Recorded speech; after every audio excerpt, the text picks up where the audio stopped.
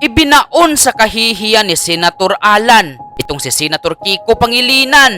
Matapos kasi nitong magdunong-dunungan ay nabisto itong si Mr. Sana All na kulang pala sa kaalaman pagdating sa mga impormasyon patungkol sa ating karagatan. Kaya dahil dito, itong si Senator Kiko ay napagtripan tuloy ni Senator Alan. Inside our EEZ, sino ang pinakamaraming reclamation? Right now, it is, as I'm made to understand, it is Vietnam. Okay. Sinong pangalawa? Again, according to our DND resource person, China is the second. Mali po, it's Malaysia. So, tama ako, Malaysia. I like my beef fat.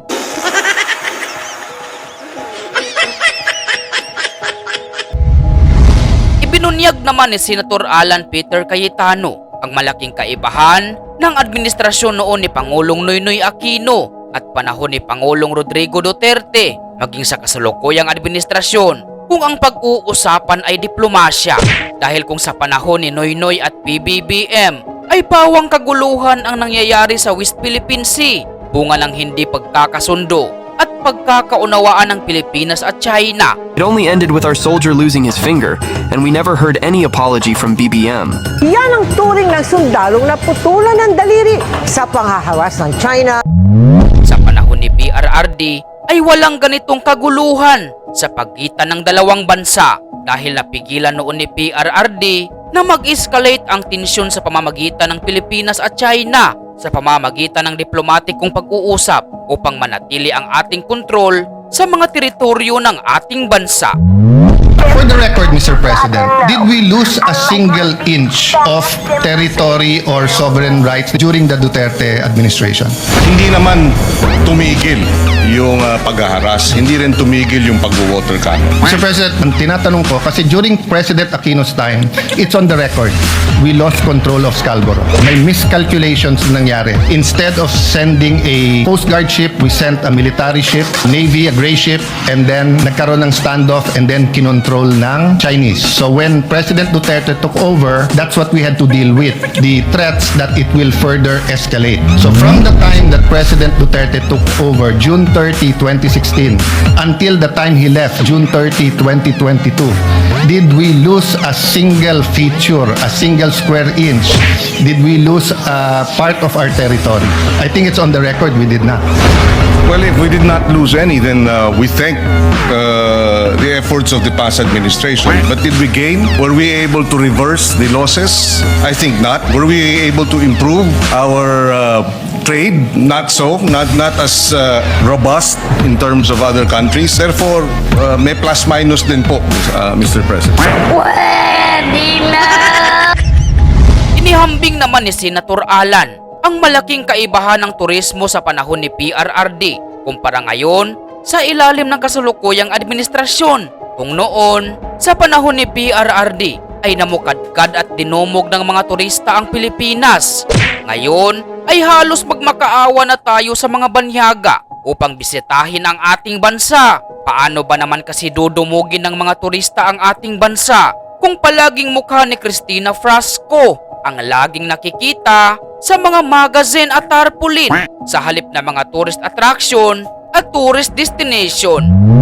Well, let me answer that in two ways. First, I appeal to the records. We had more trade than during the Aquino administration.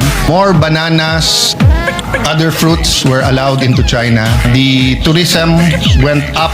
First time in our history, lumaban yung dami ng Chinese versus dumami ng Japanese. Kung ngayon ay nahihirapan ang ating mga mangingisda na makapangisda sa karagatan ng West Philippine Sea, noon sa panahon ni PRRD, bunga ng diplomatikong hakbang na ginawa noon ng Pangulo, ay naging dahilan ito upang malayang makapangisda sa karagatan ng West Philippine Sea ang ating mga kababayang mangingisda.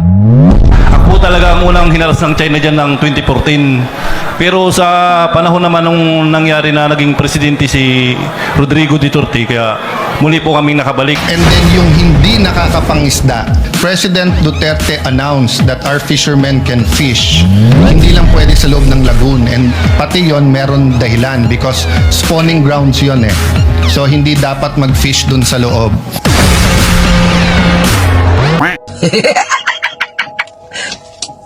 Talo. Sorry.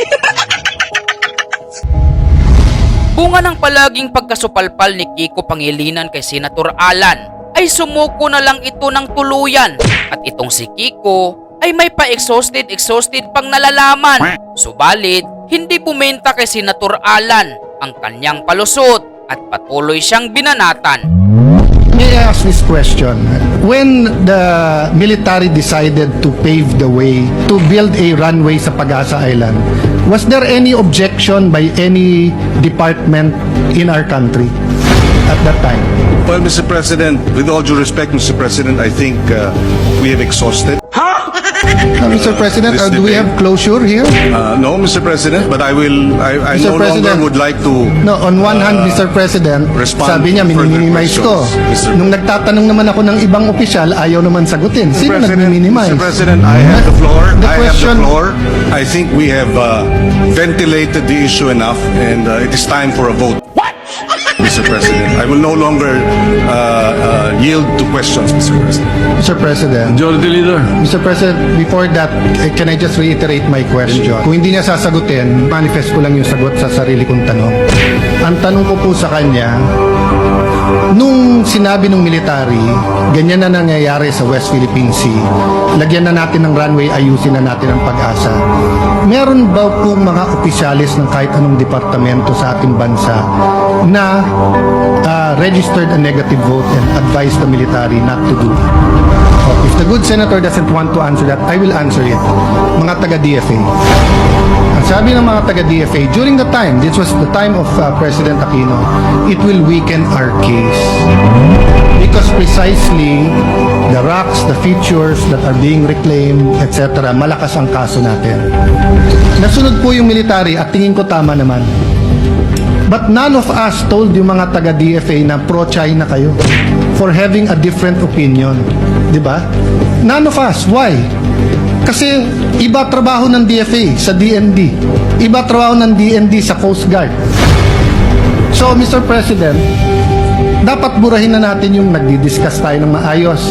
Napikon ka sa statement ng iba, re-rest back ang senador. Buti nga, sinasagot kayo eh. Mas malaking insulto kung hindi kayo sinagot eh. Sinagot kayo, di magsagutan kayo, pero gusto nyo, buong Senado ang re-rest back nyo. Ako, kung may kadebate akong embassy, kami lang yun. Kung kailangan ko tulong ni Brother Robin or ni Senator Marcoleta, kakalibitin ko, tulungan. Pero hindi ako magpa-file ng resolution sa Senado para sa tulungan nyo kami, bugbog kami sa China. Tapos pagka hindi ka pumirma, pro-China ka.